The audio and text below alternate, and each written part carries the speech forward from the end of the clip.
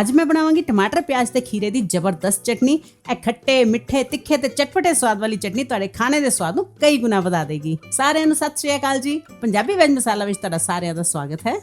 ਇਹ ਜਾਇਕੇਦਾਰ ਚਟਨੀ ਬਣਾਉਣ ਵਾਸਤੇ ਮੈਂ ਇੱਥੇ ਲਏ ਨੇ ਅੱਧਾ ਕਿਲੋ ਧੋਤੇ ਹੋਏ ਟਮਾਟਰ। ਤੇ ਟਮਾਟਰ ਦਾ ਜਿਹੜਾ ਇਹ ਵਾਲਾ ਪੋਰਸ਼ਨ ਹੁੰਦਾ ਹੈ ਨਾ, ਸਭ ਤੋਂ ਪਹਿਲਾਂ ਆਪਾਂ ਇਹਨੂੰ ਕੱਟ ਕੇ ਵੱਖਰਾ ਕਰ ਦਵਾਂਗੇ। ਤੇ ਫਿਰ ਵੱਖਰਾ ਕਰਨ ਤੋਂ ਬਾਅਦ ਨਾ ਟਮਾਟਰ ਨੂੰ ਇਸ ਤਰ੍ਹਾਂ ਕਰਕੇ ਨਾ ਪਲੱਸ ਜਾਂ ਕ੍ਰਾਸ ਦੇ ਨਿਸ਼ਾਨ ਵਿੱਚ ਆਪਾਂ ਇਸ ਤਰ੍ਹਾਂ 2 ਕੱਟ ਲਗਾ ਲਵਾਂਗੇ। ਤੇ ਸਾਰੇ ਟਮਾਟਰਾਂ ਨੂੰ ਇਸ ਤਰ੍ਹਾਂ ਹੀ ਆਪਾਂ ਤਿਆਰ ਕਰ ਲਵਾਂਗੇ। ਤੇ ਜਿਹੜੇ ਕੱਟ ਲਗਾਣੇ ਨੇ ਨਾ ਟਮਾਟਰ ਨੂੰ, ਇਹ ਬਹੁਤ ਜ਼ਿਆਦਾ ਗਹਿਰੇ ਨਹੀਂ ਲਗਾਣੇ, ਬਸ ਉੱਪਰੋਂ ਹਲਕਾ ਜਿਹਾ ਇਸ ਤਰ੍ਹਾਂ ਹੀ ਕੱਟ ਲਗਾਣੇ ਨੇ ਇਸ ਤਰ੍ਹਾਂ। ਤੇ ਹੁਣ ਕੀ ਕਰਾਂਗੇ, ਇਹ ਜਿਹੜੇ ਕੱਟ ਲੱਗੇ ਹੋਏ ਟਮਾਟਰ ਨੇ ਨਾ, ਇਹਨਾਂ ਨੂੰ ਆਪਾਂ ਕੁੱਕਰ ਵਿੱਚ ਰੱਖਦੇ ਜਾਵਾਂਗੇ। ਤੇ ਮੈਂ ਇੱਥੇ ਲਏ ਨੇ ਇਹ ਲੰਬੇ ਵਾਲੇ ਟਮਾਟਰ, ਜਿਹੜੇ ਸਲਾਦ ਵਾਲੇ ਚਟਨੀ ਵਾਲੇ ਟਮਾਟਰ ਹੁੰਦੇ ਨੇ ਹਨਾ। ਇਹ ਥੋੜੇ ਜਿਹੇ ਘੱਟ ਖੱਟੇ ਹੁੰਦੇ ਨੇ।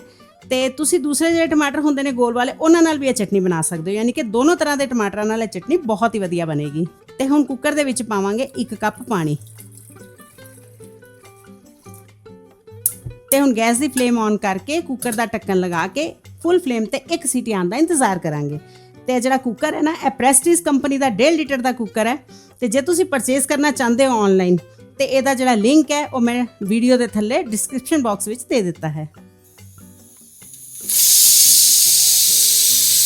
ਤੇ ਜਦੋਂ ਕੁੱਕਰ 'ਚ 1 ਸੀਟੀ ਆ ਜਾਏਗੀ ਤੇ ਗੈਸ ਦੀ ਫਲੇਮ ਨੂੰ ਕਰ ਦੇਵਾਂਗੇ ਬੰਦ। ਤੇ ਕੁੱਕਰ ਨੂੰ ਇਸ ਤਰ੍ਹਾਂ ਹੀ ਪਿਆ ਰਹਿਣ ਦੇਵਾਂਗੇ, ਸਟੀਮ ਖਤਮ ਹੋਣ ਤੋਂ ਬਾਅਦ ਖੋਲਾਂਗੇ। ਜਦੋਂ ਤੱਕ ਕੁੱਕਰ 'ਚੋਂ ਸਟੀਮ ਖਤਮ ਹੁੰਦੀ ਹੈ ਨਾ, ਤੇ ਮੈਂ ਤੁਹਾਨੂੰ ਦਿਖਾਨੀ ਆ ਕਿ ਚਟਨੀ 'ਚ ਹੋਰ ਕੀ ਪੈਣਾ ਹੈ।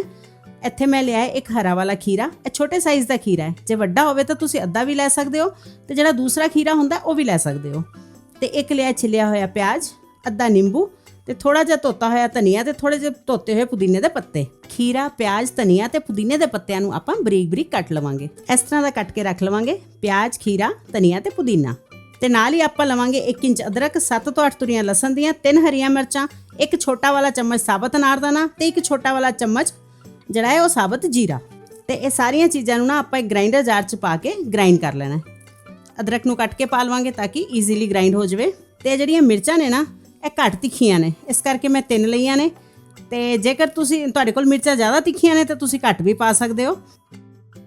ਵੈਸੇ ਚਟਨੀ ਬਹੁਤ ਚਟਪਟੀ ਹੀ ਸਵਾਦ ਲੱਗਦੀ ਹੈ, ਇਸ ਕਰਕੇ ਚ ਮਿਰਚਾਂ ਦਾ ਸਵਾਦ ਬਹੁਤ ਵਧੀਆ ਆਉਂਦਾ ਹੈ। ਤੇ ਮੈਂ ਇੱਥੇ ਸਾਬਤ ਅਨਾਰਦਾਨਾ ਲਿਆ ਹੈ, ਜੇ ਤੁਹਾਡੇ ਕੋਲ ਪੀਸਿਆ ਹੋਇਆ ਹੈਗਾ ਤੇ ਪੀਸਿਆ ਹੋਇਆ ਵੀ ਪਾ ਸਕਦੇ ਹੋ। ਤੇ ਜੀਰਾ ਵੀ ਨਾਲ ਹੀ ਪਾ ਦੇਵਾਂਗੇ। ਤੇ ਹੁਣ ਇਹ ਸਾਰੀਆਂ ਚੀਜ਼ਾਂ ਨੂੰ ਆਪਾਂ ਗ੍ਰਾਈਂਡ ਕਰ ਲੈਣਾ।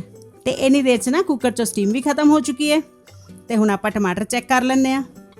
ਤੇ ਇੱਥੇ ਤੁਸੀਂ ਦੇਖ ਸਕਦੇ ਹੋ ਟਮਾਟਰਾਂ ਦਾ ਛਿਲਕਾ ਵੱਖਰਾ ਹੋਣਾ ਸ਼ੁਰੂ ਹੋ ਗਿਆ, ਯਾਨੀ ਕਿ ਟਮਾਟਰ ਜਿਹੜੇ ਨੇ ਪੱਕ ਗਏ ਨੇ। ਤੇ ਟਮਾਟਰਾਂ ਦਾ ਛਿਲਕਾ ਵੱਖਰਾ ਕਰਨ ਵਾਸਤੇ ਹੀ ਮੈਂ ਇਹਨਾਂ ਨੂੰ ਉਬਾਲਿਆ ਹੈ। ਤੇ ਹੁਣ ਟਮਾਟਰਾਂ ਨੂੰ ਨਾ ਆਪਾਂ ਕੁੱਕਰ ਦੇ ਵਿੱਚੋਂ ਕੱਢ ਲਵਾਂਗੇ। ਤੇ ਕੱਢ ਕੇ ਨਾ ਇੱਕ ਡੋਂਗੇ ਦੇ ਵਿੱਚ ਰੱਖੀ ਜਾਵਾਂਗੇ। ਤੇ ਜਦੋਂ ਟਮਾਟਰ ਹਲਕੇ ਜਿਹੇ ਠੰਡੇ ਹੋ ਜਾਣ ਨਾ, ਹੱਥ ਲੱਗਣ ਜੋਗੇ, ਉਦੋਂ ਆਪਾਂ ਇਹਨਾਂ ਦਾ ਛਿਲਕਾ ਉਤਾਰ ਦੇਵਾਂਗੇ। ਤੇ ਅੱਜ ਮੈਂ ਟਮਾਟਰਾਂ ਨੂੰ ਪ੍ਰੈਸ਼ਰ ਕੁੱਕਰ 'ਚ ਉਬਾਲਿਆ ਹੈ। ਤੁਸੀਂ ਬਿਨਾਂ ਪ੍ਰੈਸ਼ਰ ਕੁੱਕਰ ਤੋਂ ਵੀ ਉਬਾਲ ਸਕਦੇ ਹੋ, ਖੁੱਲੇ ਬਿਨਾਂ ਪ੍ਰੈਸ਼ਰ ਤੋਂ, ਖੁੱਲੇ ਭਾਂਡੇ ਵਿੱਚ ਵੀ। ਬਸ ਇਹ ਹੈ ਕਿ ਪ੍ਰੈਸ਼ਰ ਕੁੱਕਰ 'ਚ ਥੋੜੀ ਛੇਤੀ ਉਬਲ ਜਾਂਦੇ ਨੇ। ਤੇ ਛਿਲਕਾ ਉਤਾਰਨ ਤੋਂ ਬਾਅਦ ਨਾ ਹੁਣ ਆਪਾਂ ਇਹ ਟਮਾਟਰਾਂ ਨੂੰ ਨਾ ਮੈਸ਼ ਕਰ ਲੈਣਾ। ਤੇ ਮੈਸ਼ ਇਹਨਾਂ ਨੂੰ ਭਾਵੇਂ ਕੜਛੀ ਨਾਲ ਕਰ ਲਓ, ਭਾਵੇਂ ਇਸ ਤਰ੍ਹਾਂ ਕਰ ਲਓ ਪੋਟੈਟੋ ਮੈਸ਼ਰ ਨਾਲ, ਜਿਵੇਂ ਮੈਂ ਕਰ ਰਹੀ ਹਾਂ।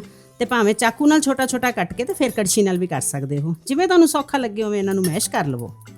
ਤੇ ਹੁਣ ਟਮਾਟਰਾਂ ਨੂੰ ਮੈਸ਼ ਕਰਨ ਤੋਂ ਬਾਅਦ ਨਾ ਆਪਾਂ ਚਟਨੀ ਨੂੰ ਲਾਵਾਂਗੇ ਤੜਕਾ। ਤੇ ਤੜਕਾ ਲਾਉਣ ਵਾਸਤੇ ਮੈਂ ਉਹੀ ਕੁੱਕਰ ਲਿਆ ਜਿਹਦੇ ਵਿੱਚ ਟਮਾਟਰ ਬੋਇਲ ਕੀਤੇ ਸੀ। ਤੁਸੀਂ ਚਾਹੋ ਤਾਂ ਹੋਰ ਵੀ ਕੋਈ ਭਾਂਡਾ ਲੈ ਸਕਦੇ ਹੋ, ਜਿਵੇਂ ਕਿ ਕੜਾਈ ਜਾਂ ਕੋਈ ਫਰਾਈ ਪੈਨ। ਤੇ ਕੁੱਕਰ ਦੇ ਵਿੱਚ ਨਾ 1 ਵੱਡਾ ਚਮਚ ਤੇਲ ਪਾ ਕੇ ਗਰਮ ਕਰ ਲਵਾਂਗੇ। ਤੇ ਜਦੋਂ ਤੇਲ ਗਰਮ ਹੋ ਜਾਏਗਾ ਨਾ, ਉਦੋਂ ਆਪਾਂ ਇਹਦੇ ਵਿੱਚ ਪਾਵਾਂਗੇ ਅੱਧਾ ਛੋਟਾ ਚਮਚ ਰਾਈ, 2-3 ਪਿੰਚ ਹਿੰਗ, ਤੇ 8 ਤੋਂ 10 ਕੱਟੇ ਹੋਏ ਕੜੀ ਪੱਤੇ। ਤੇ ਕੜੀ ਪੱਤੇ ਨੂੰ ਹੋਰ ਹਿੰਗ ਨੂੰ ਹੋਰ ਰਾਈ ਨੂੰ ਨਾ ਆਪਾਂ ਚੰਗੀ ਤਰ੍ਹਾਂ ਤੜਕਾ ਲੈਣਾ ਹੈ। ਤੇ ਜਦੋਂ ਕੜੀ ਪੱਤੇ ਚੰਗੀ ਤਰ੍ਹਾਂ ਤੜਕ ਜਾਣ ਨਾ, ਉਦੋਂ ਆਪਾਂ ਇਹਦੇ ਵਿੱਚ ਗ੍ਰਾਈਂਡ ਕੀਤਾ ਹੋਇਆ ਮਸਾਲਾ ਪਾ ਦਾਂਗੇ। ਹਰੀਆਂ ਮਿਰਚਾਂ, ਲਸਣ, ਅਦਰਕ, ਅਨਾਰਦਾਨੇ ਹੋਰ ਜੀਰੇ ਵਾਲਾ। ਤੇ ਇਹਨੂੰ ਨਾ ਹੁਣ ਗੈਸ ਦੀ ਸਿਮ ਫਲੇਮ ਤੇ ਆਪਾਂ ਥੋੜਾ ਜਿਹਾ ਭੁੰਨ ਲੈਣਾ, ਬਹੁਤ ਜ਼ਿਆਦਾ ਨਹੀਂ ਭੁੰਨਣਾ। ਤੇ ਜਦੋਂ ਲਸਣ, ਅਦਰਕ ਔਰ ਜੀਰੇ ਵਾਲਾ ਪੇਸਟ ਭੁੱਜ ਜਾਏ ਨਾ, ਉਦੋਂ ਆਪਾਂ ਇਹਦੇ ਵਿੱਚ ਮੈਸ਼ ਕੀਤੇ ਹੋਏ ਟਮਾਟਰ ਪਾਵਾਂਗੇ। ਤੇ ਹੁਣ ਇਹ ਟਮਾਟਰਾਂ ਨੂੰ ਨਾ ਆਪਾਂ ਥੋੜਾ ਜਿਹਾ ਗਾੜਾ ਹੋਣ ਤੱਕ ਪਕਾਉਣਾ ਹੈ। ਗਾੜਾ ਯਾਨੀ ਕਿ ਇਹਦੇ 'ਚ ਥੋੜਾ ਜਿਹਾ ਜਿਹੜਾ ਪਾਣੀ ਹੈ ਨਾ, ਉਹ ਸੁੱਕ ਜਾਵੇ ਤੇ ਟਮਾਟਰ ਪੱਕ ਜਾਣ ਚੰਗੀ ਤਰ੍ਹਾਂ।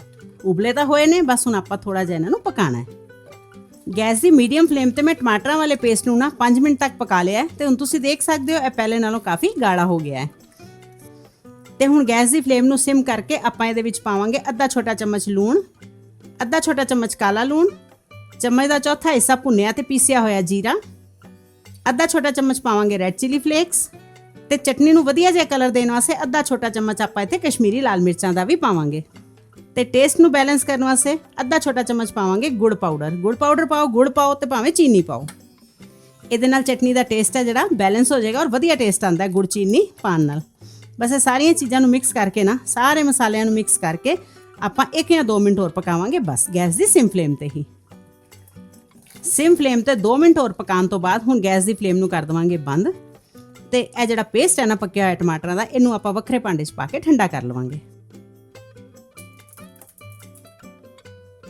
ਤੇ ਜਦੋਂ ਇਹ ਟਮਾਟਰਾਂ ਦਾ ਪੇਸਟ ਪੂਰੀ ਤਰ੍ਹਾਂ ਠੰਡਾ ਹੋ ਜਾਵੇ, ਫਿਰ ਇਹਦੇ 'ਚ ਪਾਵਾਂਗੇ ਕੱਟਿਆ ਹੋਇਆ ਪਿਆਜ਼, ਕੱਟਿਆ ਹੋਇਆ ਖੀਰਾ, ਕੱਟਿਆ ਹੋਇਆ ਪੁਦੀਨਾ ਤੇ ਕੱਟਿਆ ਹੋਇਆ ਧਨੀਆ। ਨਾਲ ਹੀ ਪਾਵਾਂਗੇ ਅੱਧਾ ਛੋਟਾ ਚਮਚ ਚਾਟ ਮਸਾਲਾ। ਤੇ ਬਸ ਲਾਸਟ ਵਿੱਚ ਹੁਣ ਆਪਾਂ ਇਹਦੇ ਵਿੱਚ ਅੱਧਾ ਨਿੰਬੂ ਵੀ ਨਿਚੋੜ ਦੇਵਾਂਗੇ। ਆਪਾਂ ਇਹਦੇ ਵਿੱਚ ਨਿੰਬੂ, ਚਾਟ ਮਸਾਲਾ, ਅਨਾਰਦਾਨਾ ਸਭ ਕੁਝ ਪਾਇਆ ਹੈ ਨਾ, ਇਹਦੇ ਨਾਲ ਖੂਬ ਚਟਪਟੀ ਚਟਨੀ ਬਣੇਗੀ, ਮਜ਼ੇਦਾਰ। ਤੇ ਸਾਰੀਆਂ ਚੀਜ਼ਾਂ ਨੂੰ ਨਾ ਹੁਣ ਆਪਾਂ ਚੰਗੀ ਤਰ੍ਹਾਂ ਮਿਕਸ ਕਰ ਦੇਵਾਂਗੇ। ਸਾਰੀਆਂ ਚੀਜ਼ਾਂ ਨੂੰ ਮਿਕਸ ਕਰਨ ਤੋਂ ਬਾਅਦ ਹੁਣ ਇਹ ਸਾਡੀ ਚਟਪਟੀ ਮਜ਼ੇਦਾਰ ਚਟਨੀ ਤਿਆਰ ਹੈ। ਕਦੀ ਦਾਲ ਸਬਜ਼ੀ ਦੇ ਵਿੱਚ ਨਮਕ ਮਿਰਚ ਘੱਟ ਰਹਿ ਜਾਵੇ ਨਾ, ਤੇ ਇਹ ਚਟਨੀ ਉਹਦੀ ਕਮੀ ਨੂੰ ਪੂਰਾ ਕਰੇਗੀ।